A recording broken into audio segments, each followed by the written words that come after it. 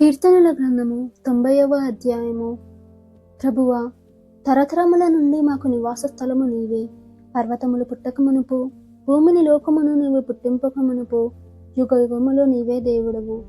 నీవు మనుష్యులను మంటికి మార్చుచున్నావు. నరులారా, తిరిగి రండని నీవు సెలవిచ్చుచున్నావు. నీ దృష్టికి 1000 సంవత్సరములు గతించిన నిన్నటి వలెనున్నవి. రాత్రి అందలి ఒక జాము వలెనున్నవి.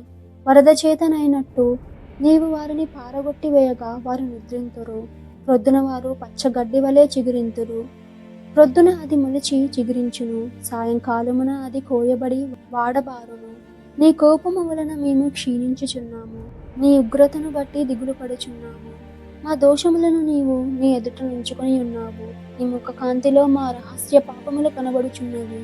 నీ ఉగ్రతను భరించుచూనే మా దినములన్నీ గడిపితిమి. నిట్టూర్పులు విడిచినట్టు మా జీవిత కాలము జరుపుకుందుము. మా ఆయుష్ కాలము 70 సంవత్సరములు, అధిక బలము ఉన్న ఎడల 80 సంవత్సరములగును. అయినను వాడి వైభవము ఆయాసమే, దుఃఖమే, అది త్వరగా గతించును. మేము ఎగిరిపోవుదుము. నీ ఆగ్రహ బలము ఎంతో ఎవరికి తెలియను? నీకు చెందవలసిన భయము కొలది పుట్టు నీ క్రోధ్రము ఎంతో ఎవరికి తెలియను?